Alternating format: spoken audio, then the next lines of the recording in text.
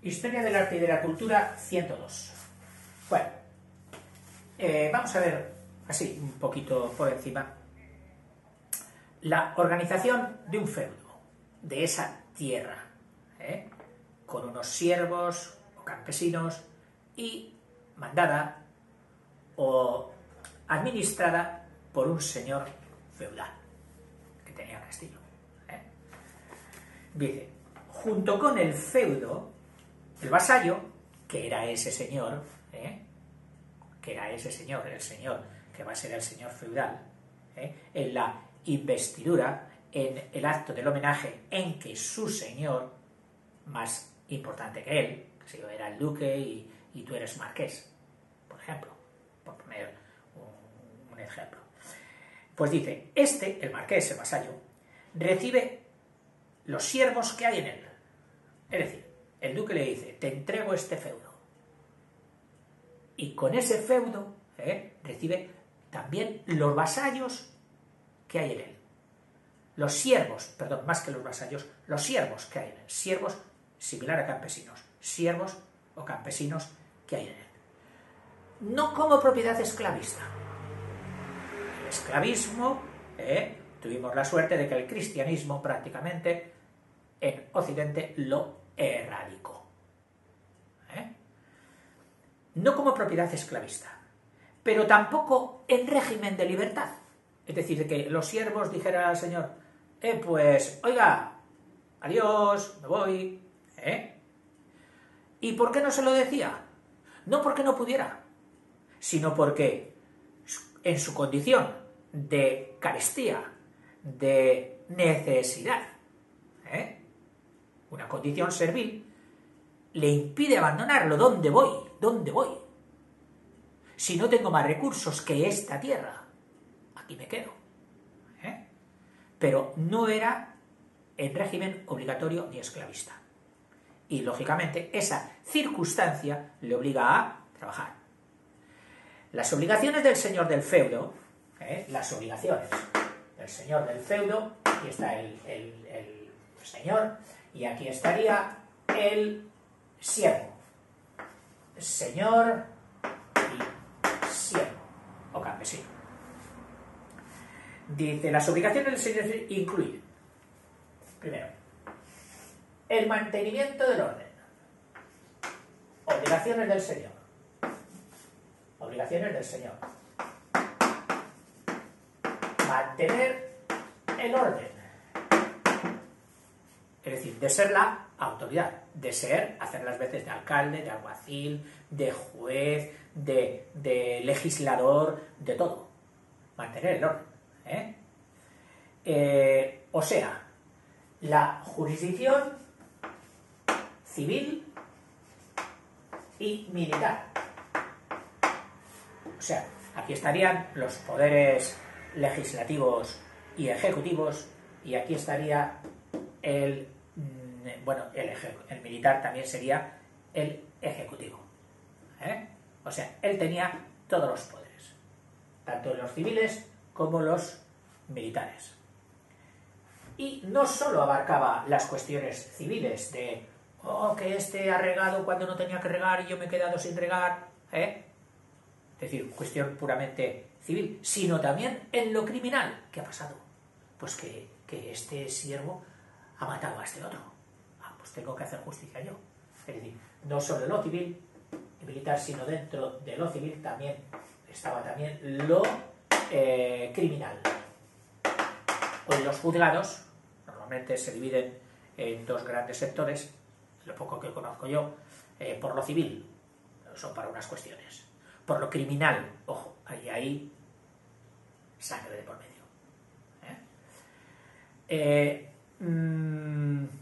Lo que le daba, al ser él el que mantenía el orden, pues le daba todavía mayores oportunidades para obtener el excedente productivo que los campesinos pudieran obtener después, es decir, le daba oportunidades de obtener el excedente productivo. Es decir, el excedente era lo que el siervo podía prescindir de ello. Claro, él diría que no, es que lo necesito para mi familia, y el dueño diría, no, para tu familia ya tienes bastante, esto lo considero un excedente y por lo tanto me pertenece. O sea, los excedentes de producción eran para el señor. Además, ya de las contribuciones laborales en horas de trabajo que había hecho o estaba obligado a hacer el siervo en las tierras del señor. Recuerda que un feudo tenía la parte señorial, la parte de los excedentes, la parte que correspondía al señor, y luego estaban las pequeñas parcelas llamadas los mansos. Bueno, pues cuando un labrador de aquí trabajaba aquí, esas horas que echaba se llamaban las corveas o sernas, que creo que no es la primera vez que te lo digo, esas horas. ¿Qué te toca hoy? Hoy me toca corvea, a trabajar a las tierras cuyo fruto será ya directamente para el Señor. Bien. O también, a veces, no solo ya les exigía la entrega de los excedentes y la mano de obra mediante corveas y sernas, sino también, si no había otra manera de hacerlo, dice, bueno, pues si no me lo quieres hacer así, no puedes hacérmelo así, porque dices que tienes mucho trabajo, págamelo en dinero. El dinero siempre ha servido para arreglar todos estos conflictos. En las guerras medievales, muchas veces, llegaba un señor a las puestas del castillo, venía con un ejército que asustaba, y el otro decía, oye, para, ¿cuánto quieres si no me atacas? Y el otro le ponía un precio, si se ponían de acuerdo en el precio, toma, marcha, y se marchaba a por otro. El dinero casi siempre lo arreglaba todo. Seguimos. Luego había otra cosa que era el monopolio señorial. El monopolio significa que tú tienes la exclusividad del comercio de una sustancia. Monopolio de petróleos significa que solo esa compañía puede vender gasolinas, gasoil, tal. Estos monopolios normalmente los ostenta el Estado. El Estado, determinadas sustancias, determinadas actividades, hay estados que prefieren tenerlas en sus propias manos, compañía estatal. Y monopolio es cuando no se admiten más compañías, no se admite competencia. Y sin competencia, claro, pondrán el precio que quieran. Bueno, si es el Estado, es de suponer que es un Estado justo, que está dirigido por un gobierno justo y que te va a cobrar solo lo necesario para mantener el sistema. Claro, que también puede que esos gobernantes no sean tan éticos y empiecen a cobrarte más para sacar de ahí mayores sueldos o lo que sea. Y entonces tú te quejarías, claro, es que tengo que comprarlo forzosamente a ellos, porque si hubiera otra compañía, entonces yo podría, y se establecería la competencia. Normalmente, a mayor índice de libertad en un Estado, hay más libre competencia. Es decir, se permite que las sustancias sean vendidas por diversas entidades, con lo cual, al competir entre ellas, no cobrarán mucho, porque tú saben que eres el consumidor y básicamente te vas a ir al que te lo dé más barato. Y esa es la libre competencia o el libre mercado, que se llama. Bueno, pues el señor tenía monopolio, pero ¿de qué sustancias? No era a veces de sustancias, sino de determinadas cosas. Mira, la explotación de los bosques, es decir, la madera que salía y todo aquello, automáticamente le correspondía al señor. Los bosques son del señor. Los árboles, la explotación de los bosques, los beneficios de la venta de madera, de los frutos que diera ese bosque, eran automáticamente del señor. La caza. ¿Qué haces aquí cazando? ¡Ay, cómo te ve el señor! No, la caza es solamente del señor. Y si quieres cazar, tienes que hacerlo con su permiso, acompañado con él, pagándole una tasa, etcétera, etcétera. Pero la caza era un monopolio. Solo podía cazar el señor. Los caminos. Este camino, para pasar por aquí, Es que necesito ir allá. Pues mira, vete por el otro lado. Es que este camino es mejor. Sí, pero este camino, el paso está controlado y tasado con un peaje por el señor. Claro. ¿El señor que quería tener este tipo de privilegios? Pues se esmeraba en hacer accesos buenos, puentes, por ejemplo, que impidiesen un paso peligroso por el río. Entonces, en aquellos puentes eran puentes de peaje, que estaban defendidos de los enemigos, pero también impuestos, iba a decir imposicionados, impuestos sería el participio, por el señor. Había que pagar un peaje. Rebaños, para ir de tal parte a tal parte, si tenemos que dar esa vuelta, oye, con este puente que han hecho, sí, pero este puente lo han hecho.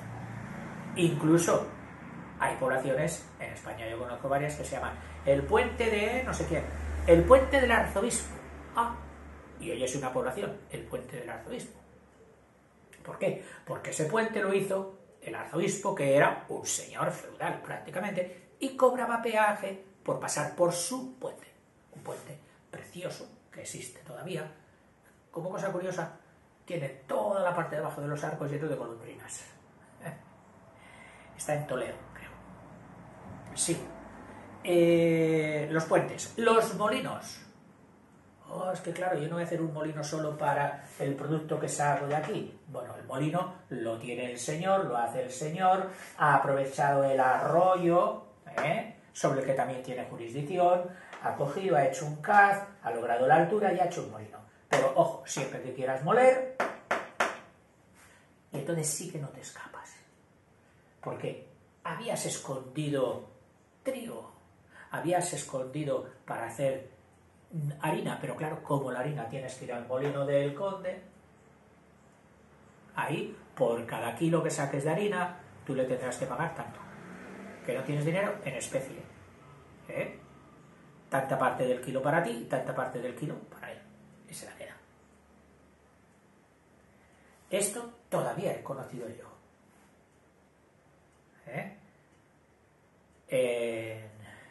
En una isla de aquí de España, hace unos 45 años o así,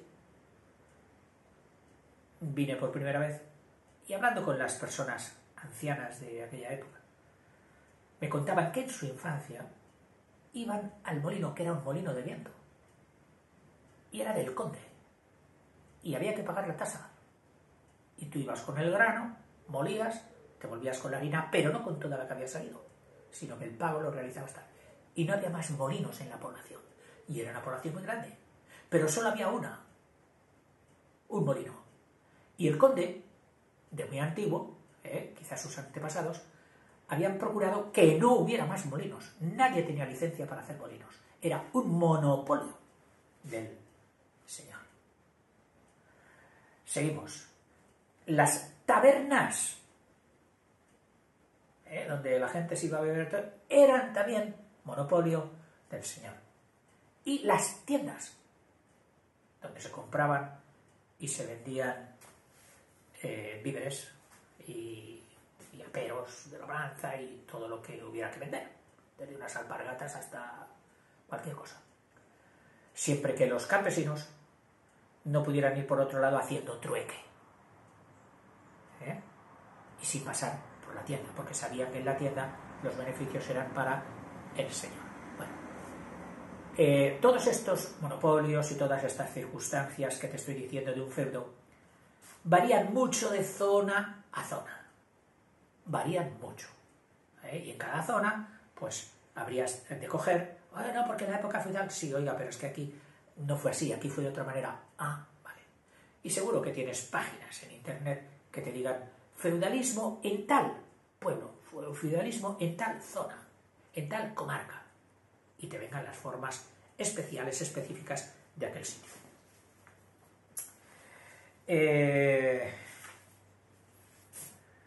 Bueno, más cosas. Dice, todo ello, pues eran más oportunidades de obtener todavía más renta feudal. Incluidos una cosa bastante onerosa y bastante penosa. como era la tradición del ius prime noctis. El ius prime noctis, que era un impuesto muy especial sobre el matrimonio, que consistía ni más ni menos, y da un poco de sonrojo al decirlo, que la primera noche después de la boda, la reciente esposa no iba a dormir con su marido, tenía que ir a dormir con el Señor. Es decir, era el Señor el que desvirgaba, el que estrenaba. A todas luces injusto.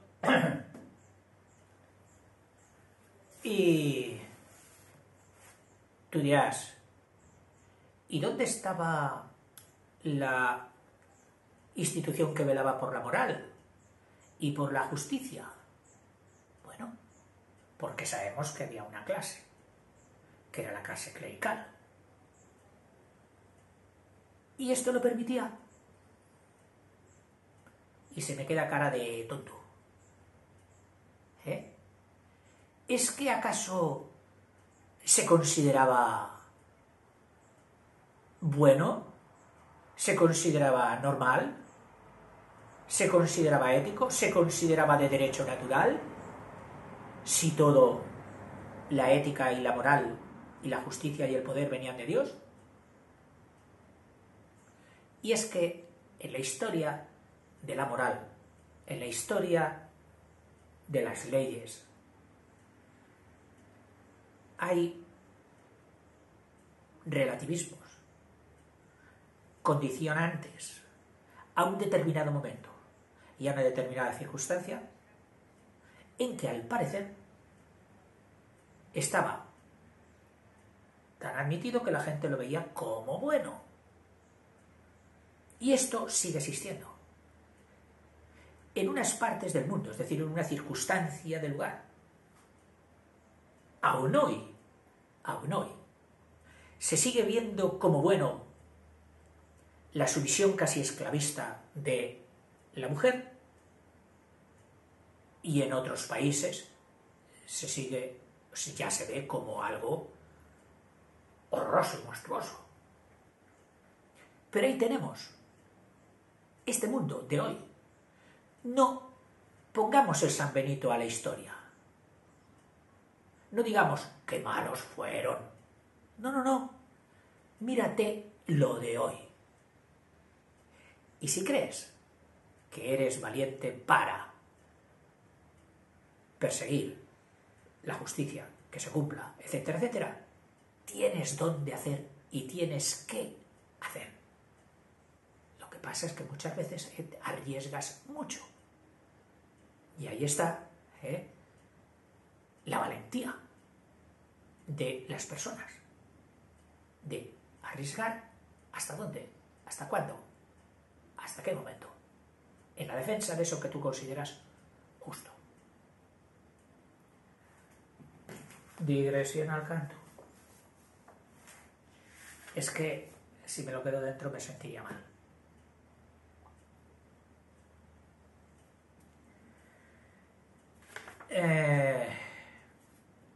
Pasamos a los estamentos sociales, aunque ya lo hemos dicho y por lo tanto solo lo vamos a resumir. Los estamentos sociales de la Edad Media, sin meterte mucho rollo, a ver cómo te lo resumo en un cuadro sinópticos, en unas llavecitas. Mira, recurrimos a un concepto que se entiende muy bien. Se dividía en dos estatus. El estatus de los privilegiados y el estatus de los no privilegiados.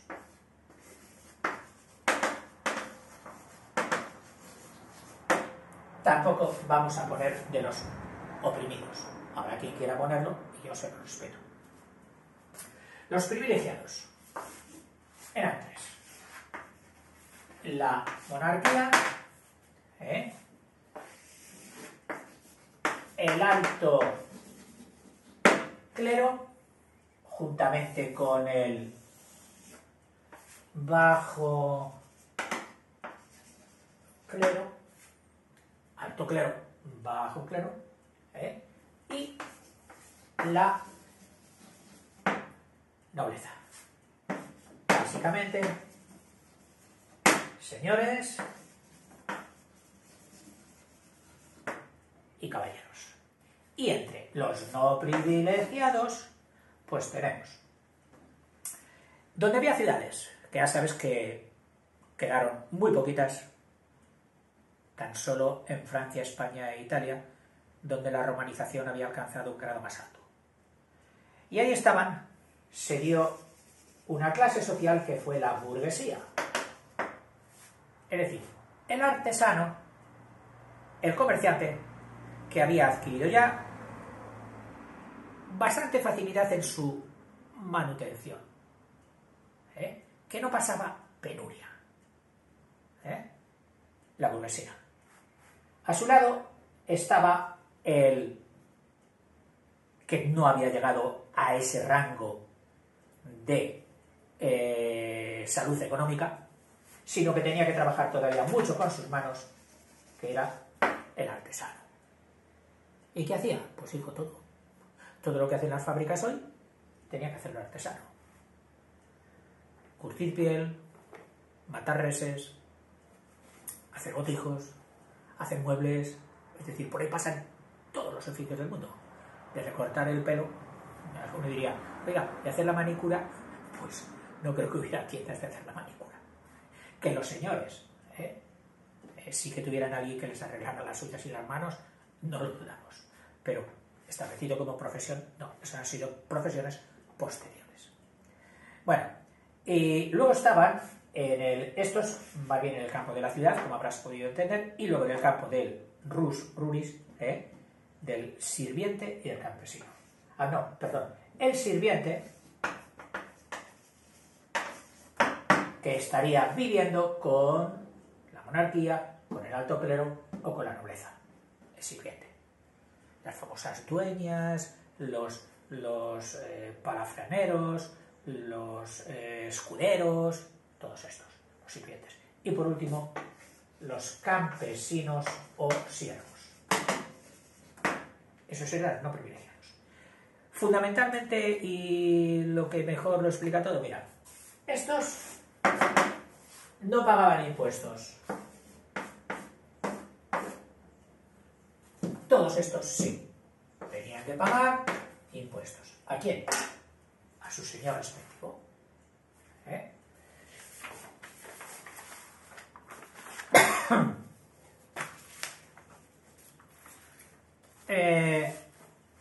Haciendo un recorrido rápido por todo ello, empezamos por el alto clero.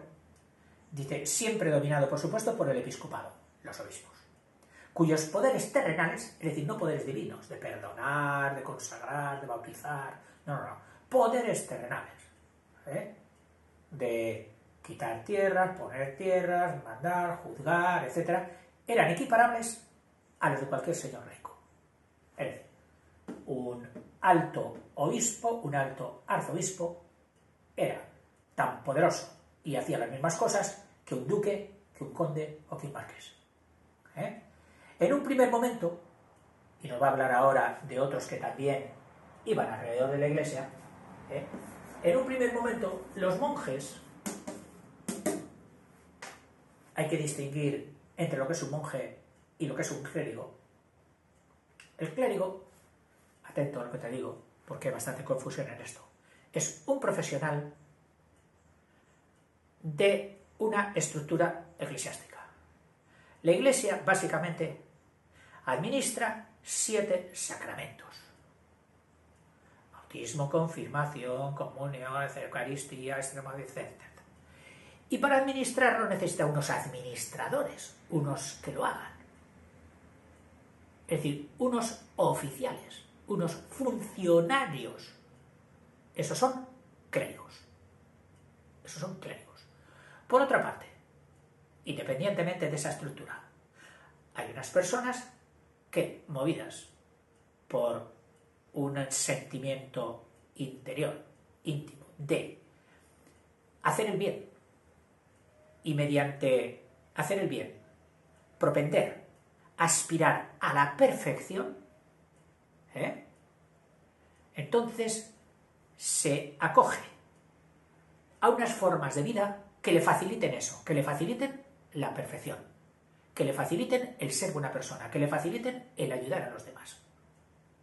Y entonces se reúnen en comunidades, también hubo quien lo hizo solo, los anacoretas y los ermitaños, pero bueno, lo normal en la Edad Media era que se reunían en comunidades.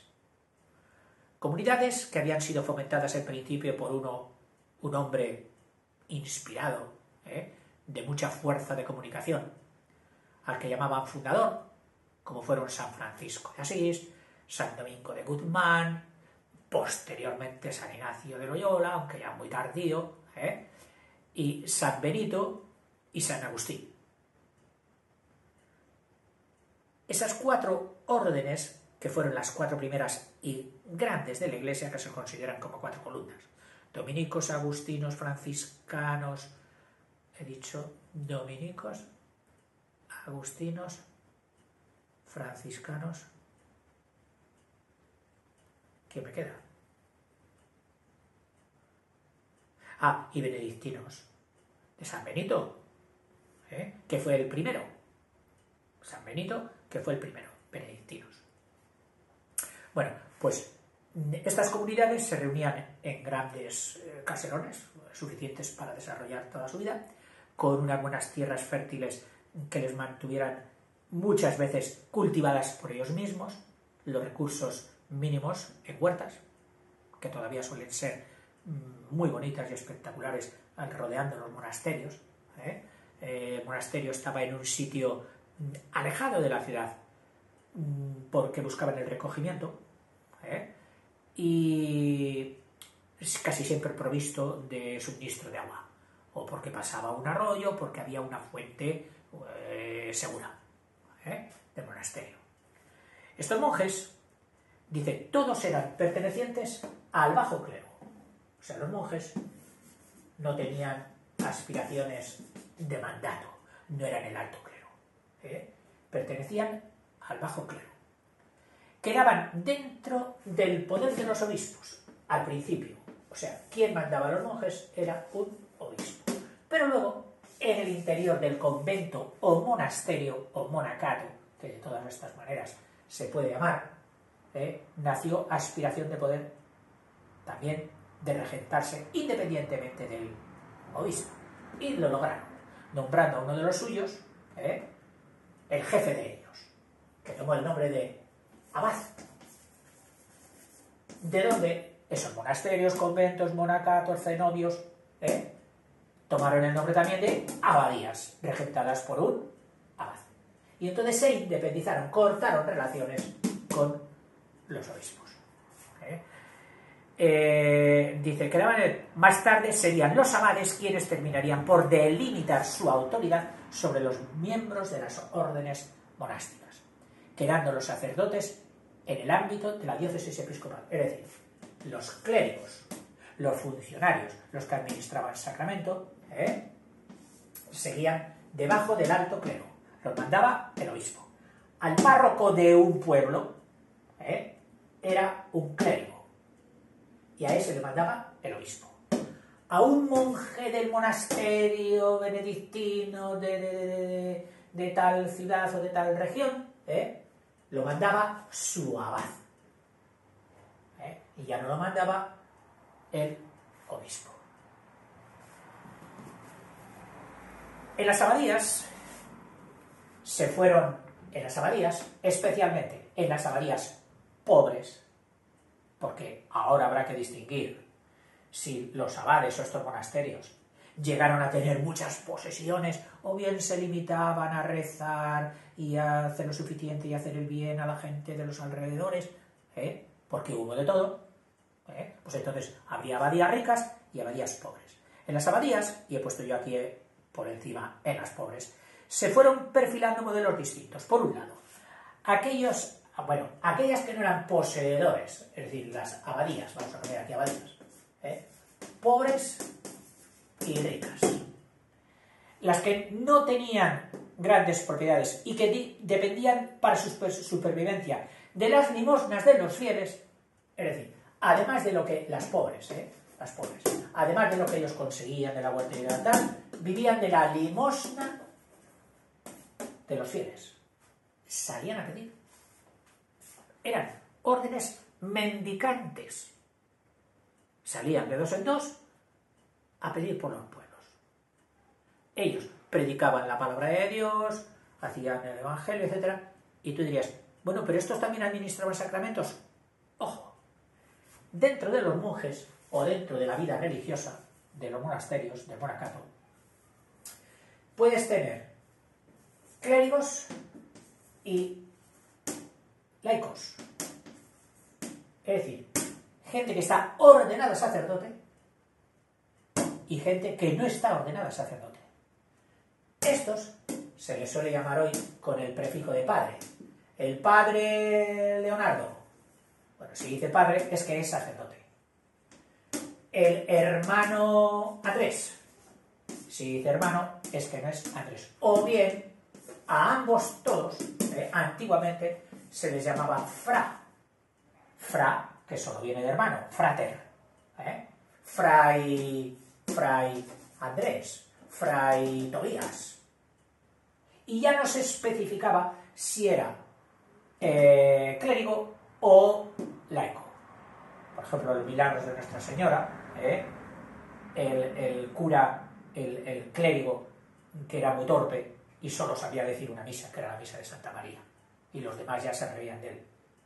Porque claro, misas hay muchos programas para decir misa, dedicados a distintos santos, a distintos misterios, etc. Y aquel pobre fraile solo sabía de Santa María. Y quisieron, pues, echarle, expulsarle. Y la Virgen dijo, a este no me lo toquéis. Y se obró el milagro de Berceo encantador. Bueno, pues ese era un fray, un fray. Y no se especificaba si era clérigo o era laico. Porque en la vida religiosa lo importante no es si eres cura o no cura, si eres hermano. Lo importante es el aspirar a la perfección.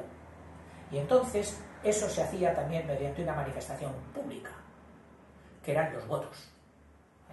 Los votos. Es decir, los votos son promesas.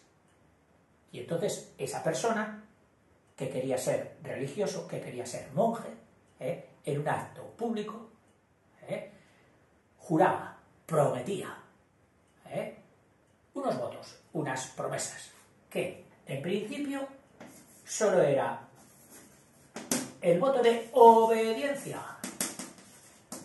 Anda. Solo de obediencia a quién? A su superior. A la paz.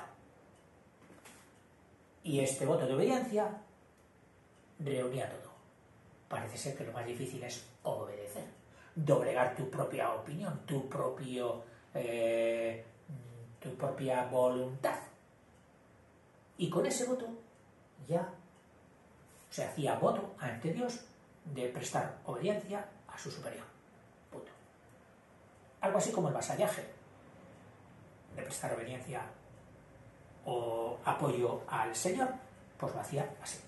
Más tarde se añadieron otros dos votos que iban implícitos en lo interior, pero no estaban expresados. Y luego sí, luego ya se expresaron, que han sido el voto de pobreza y el voto de castidad. Voto de pobreza y voto de castidad. Los tres votos más comunes de las órdenes religiosas de hoy. Luego algunas órdenes religiosas tienen algún voto particular, que se de enseñar gratuitamente a los pobres, etc. ¿Qué rollos te meto? Pero considero que son importantes. Mira, los monjes, con los abades, con todo esto, a mí me encantan los monasterios. Tienen un entorno, un halo, un espíritu impresionante. Es precioso. Lo que hablan esas paredes, todo lo que han visto, la cantidad de cantos que han hecho. Estos monjes igual que Berceo, una de sus misiones era también el predicar en los pueblos. Y decía que él no cobraba, que con un vasillo de vino que le dieran de La Rioja, donde él predicaba, ya tenía bastante. Vasito de buen vino. Eran predicadores, eran catequistas, catequizaban. Y para catequizar, nuestro amigo Berceo pues quiso incluso hacer representaciones y poesía, que era la mejor forma de que el público se quedara con lo que él les explicaba. Dice, si se lo digo en verso, como las tablas de multiplicar. No hay mejor forma que cantarlas. Y se aprenden. Lo que pasa es que hay muchos profesores que les da vergüenza cantar las tablas, y no sé, y prefieren que el niño suba hasta los 10, 11, 12 años y todavía ande con las tablas arrastras. Y lo que es peor, dicen, es que en su casa no se la enseñan. Oiga, señor maestro, por favor, es usted el que tiene que enseñarlas. Uy, ¿dónde me estoy metiendo? Más vale que siga el libro. Sí, tienes razón. Bueno, así que, dice, dependían de supervivencia de las limosnas de los fieles y de algunos predios, de algunas tierras, predio es una porción de tierra, entregados por los señores del lugar para garantizar el sustento de la comunidad religiosa. Señor marqués, que pasamos hambre, el hermano tal se está muriendo. Bueno, a ver, mira, esta tierra, ala, os la doy para que la labréis y saquéis un poquito más de alimento para vosotros. E iban dándoles tierras a esos monasterios. La necesidad de dinero favorece que sea en este instante en el que la figura de la limosna es ensalzada como deber fundamental para el creyente. Fíjate que el maometismo, el mundo musulmán, ya estaba establecido por Mahoma que la limosna era obligatoria. En la Biblia, la limosna era pagar el diezmo a la tribu de Leví para que con ella, que era como el clero de entonces, pues la administrara entre los fieles y también para su sustento. Bueno, pues en este momento es cuando en la Iglesia Católica reaparece la limosna, si se había perdido, como algo obligatorio para los creyentes. Tienes que dar limosna, tienes que dar parte de lo tuyo. Y de esta manera salvarás tu alma. Otros monasterios, sin embargo, y ahora nos va a hablar de las ricas, de las abadías ricas, poseían extensas propiedades, y el abad era un auténtico señor feudal, que nada se diferenciaba, casi nada, de un marqués, de un conde o de un duque. En algunos casos incluso el abad nombraba caballeros, es decir, les imponía con el espaldarazo y con la imposición de manos y todo esto, los nombraba caballeros. Caballeros que iban a ser para él, para defenderle a él y a su monasterio. Y ya el otro tenía el título de caballero. Que lo protejan, favoreciendo la creación, así crearon órdenes religiosas militares. Es decir, de aquí, de este nombrar caballeros, dijeron, pues voy a nombrar un montón de caballeros que vivan como en comunidad, con su propio monasterio acastillado, y siendo al mismo tiempo caballeros y religiosos, es decir, una hibridación entre un monje y un caballero. Ese era un monje de una orden militar. ¿Famosas en España? Muchísimas. Bueno, no muchísimas, no tantas, pero adquirieron una importancia tremenda, porque era gente capacitada para la guerra, descolgada y liberada de cualquier otras obligaciones familiares, no tenían esposa, ni hijos. Vivían para lo que vivían, para la conquista. Es decir, unos auténticos profesionales de la guerra unida con la oración, la espada y la cruz, o como ellos mismos decían, mi cruz es mi espada. Te sonarán las órdenes militares de Calatrava. En España cantidad de feudos fueron de Calatrava y hoy los pueblos tienen un apellido, muchos de ellos no sé qué de Calatrava del no sé qué, la orden de Calatrava, la orden de Montesa, la orden de Santiago, que era un poquito aquella, la de Postín, la de los nobles, que sale varias veces en la literatura. La orden de Santiago, la orden de Calatrava, de Montesa, si hay más. La orden de San Juan,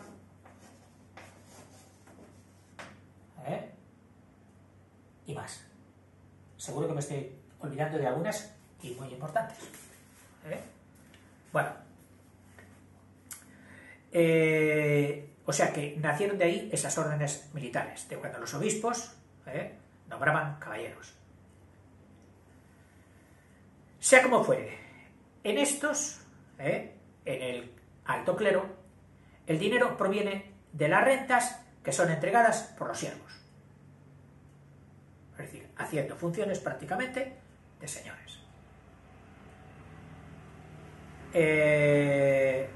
Proviene de las rentas generalmente en especie. Es decir, tantos corderos, tantas vacas, tantos sacos de trigo. Así como de las aportaciones, muchas de ellas generosas y a veces interesadas de otros señores. Es decir, otros señores entraban en contacto con ese abad tan potente y decían: ay, yo, para salvación de mi alma, te voy a mandar tantas carretas de trigo. Y entonces, en el monasterio, en el momento de los ritos religiosos de la misa, se pedía a Dios nominativamente. Y pedimos por el marqués tal, para que Dios salve su alma. Incluso, luego, venderían seguramente un lugar en la iglesia para que a su muerte ese benefactor de la abadía tuviera allí su descanso eterno. Y por eso hoy entramos en las abadías, no solo en iglesias muy antiguas y en las catedrales, y vemos una especie de sarcófago, un mausoleo. ¿Quién está enterrado ahí? Sí, el obispo tal. Bueno, pues era obispo y de la iglesia, pero en otro sitio que no. En los condestables. La Catedral de Burgos, una de las más bonitas de España, una de las capillas más importantes que están anexionadas a la iglesia y que se ve claramente que no entraba dentro de su estructura principal de cruz latina, es la capilla de los condestables de Castilla, que están enterrados allí. Bueno, pues estos eran los nobles que cooperaban y estaban en unión con el alto clero, tanto de los monasterios como del alto clero del mundo, no de la vida religiosa. Ahora no me sale la palabra.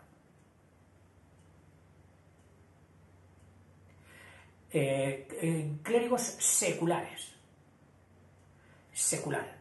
Al clérigo que no estaba consagrado por vida para tender a la perfección y todo esto, es un clérigo secular. Sí. Clérigo secular. Porque se considera que vivía en el siglo, rodeado pues de todos la gente normal, como un párroco vive en su pueblo. Clérigo secular. Me parece que tiene otro nombre también. Ya me vendrá. Dice: la necesidad de mantener una buena relación con el abad de un monasterio poderoso para que no se metiera contigo, favorecerá que otros señores entreguen ofrendas de alto valor. Es decir, cuando un abad era muy poderoso, a lo mejor no se lo decía al señor feudal que tenía al lado y al otro, pero les estaba dejando indicar: como no me deis ofrendas, como no me deis parte de vuestras ganancias, pensad que cualquier día os puede invadir. Y entonces los otros decían: bueno, pues mira, voy a poner una vela a Dios y otra al diablo. Daré tantas vacas o tantas tal al monasterio? Una, la del diablo, para que no me invada el abad, que es más poderoso que yo. Dos, para que recen por mi alma. Esa era la forma como se vivía entonces. Y estas ofrendas, a veces muy sustanciosas, porque si no el abad te seguía mirando mal, dice, ayudaban a la construcción y embellecimiento, pues no solo ya del monasterio, sino de las iglesias y las catedrales, que simbolizaban el poder. Es decir, el clero también quería decir el alto clero, quería decir a los señores de los castillos, yo no tengo castillos como vosotros, pero tengo tanto poder más que vosotros. Miradlo, aquí está, una manifestación de mi poder, esta hermosa iglesia, esta hermosa catedral. Y de ahí venían las catedrales, esos templos magníficos de los que hoy estamos muy orgullosos. Pero bueno, no podemos negar también su procedencia, que fue esta, el poder de una clase social, el poder de la iglesia, del alto clero en concreto. O sea que cuando digamos iglesia, ya podemos siempre en nuestra mente dejar claro que una cosa es el alto clero con sus manifestaciones de poder y otra cosa es el bajo clero, especialmente el que trabaja por sus paisanos en el pueblo, el párroco, y la vida monástica. En la vida monástica sabemos también que hubo alto clero, pero hubo muchos monasterios de una gran tradición de acción social. Incluso otros, exponían su vida para ir a rescatar cautivos. Cervantes fue rescatado por uno de ellos. Estas órdenes recogían limosnas y cuando tenían bastante dinero iban a pagar al turco el rescate. Y si iban a Argel, si iban a Marruecos, si iban a Túnez, a por cautivos que habían sido apresados en el mar. Y no digamos luego todas las acciones de misericordia y de necesidad de los más oprimidos, desde los enfermos hasta los enfermos más contagiosos y peligrosos, como se consideraba entonces que eran los leprosos, que en efectivo tampoco lo es tanto, pero eso se sabe hoy.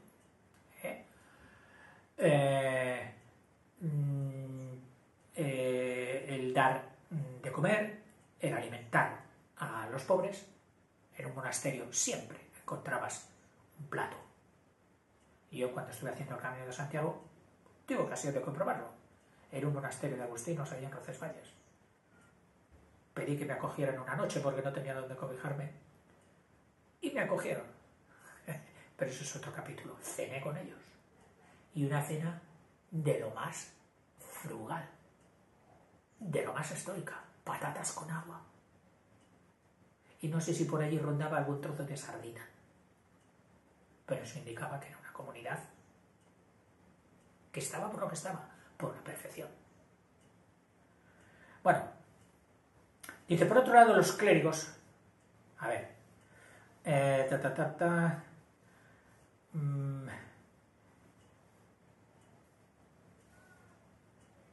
dice, vale, el diferente destino de los eclesiásticos, es decir, el diferente destino de un eclesiástico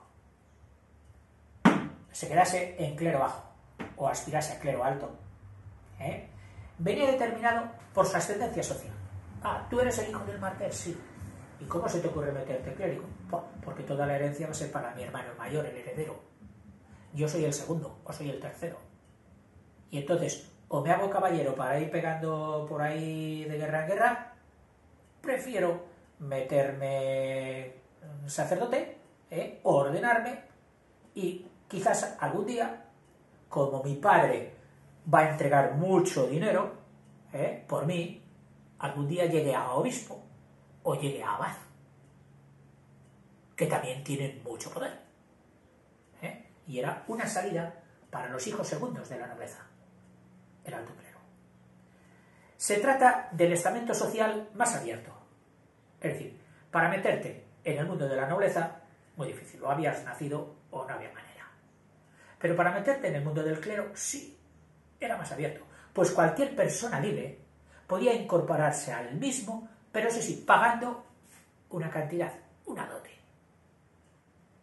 La misma dote que pagaba un padre para que te casaras con su hija, pues era una dote que tú pasabas a la iglesia para que te hicieran sacerdote.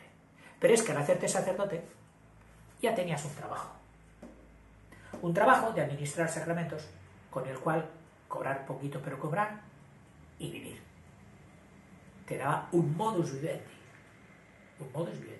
Cuando no, si eras hijo de alguien importante, con más aspiraciones de llegar a ser un asistente del obispo, lo que se llamaba un canónigo, y estar en una catedral, en esos sitiales tan bonitos que hay en las catedrales, era donde se sentaban estos canónigos, que eran como la primera plana que asistía al obispo en las funciones que tuviera que hacer. Bueno, pues ahí estaban muchos hijos de nobles. Este será el elemento que determine dentro del estamento la posición que efectivamente va a ocupar cada uno, la dote, la cantidad pequeña o grande que tu padre ha dado por ti al entrar en la iglesia. Los hijos de los señores que se integran dentro de la iglesia aportarán cuantiosas sumas que garantizan no solo su supervivencia de por vida, puesto que tienen un oficio ya, sino un incremento patrimonial notable para el cabildo catedralicio. El cabildo catedralicio es el conjunto de canónigos más el obispo, o monasterio, o de la abadía, en el que se integran. Mira, la abadía esa ahora va bien, de Mone. Hombre, como que se ha metido fraile, o se ha hecho fraile, el hijo tal del conde cual, y su padre ha dado una dote para el monasterio. Y un rango alto de los donantes dentro del sistema. Son estos los hijos de los ricos, los que más tarde ocuparán cargos obispales, llegarán a obispos. Por otro lado, los clérigos, y se está refiriendo ahora al clero bajo, los clérigos, serán los hijos de los campesinos y en general de los no privilegiados. El párroco de tal, sí, su padre es el carnicero, su padre es el alfarero, su padre es el administrador del conde tal, o su padre es el labrador tal, de un clero bajo, cuyas funciones, además de las religiosas, serán limitadas, es decir, además de las religiosas, serán limitadas por el ora et labora, si es que se metían de monjas. La norma, el eslogan de los monasterios era el ora et labora. Reza y trabaja. Ese era el eslogan de los monasterios. Esta práctica de que para entrar en la iglesia mi padre daba una dote, degeneró. Y es que los hombres todo lo corrompemos. No sabemos dejar nada en su sitio. Degeneró en la práctica. ¿Por qué? Porque llegó a ser una auténtica compraventa de cargos eclesiásticos. Mi padre ya está... Oye, ¿y tú qué harás luego cuando acabes de estudiar aquí? No sé qué. Mi padre ya está preparando, ya tiene una dote para comprarme un cargo de la catedral, o del párroco de tal sitio, o del clérigo, o de esto, o del otro. Sí, da la dote y yo me hago diácono, da la dote y yo me hago presbítero, que es lo mismo que sacerdote, etc. Es decir, que ya se veía que era un quid pro quo, como se dice, un doy para que me des. Do ut des. Doy para que me des. Yo te doy la dote y tú me das el cargo. Esto está contemplado en la moral eclesiástica como un pecado de simonía. Simonía, que significa tratar de comprar derechos, algo religioso de tipo espiritual, con dinero.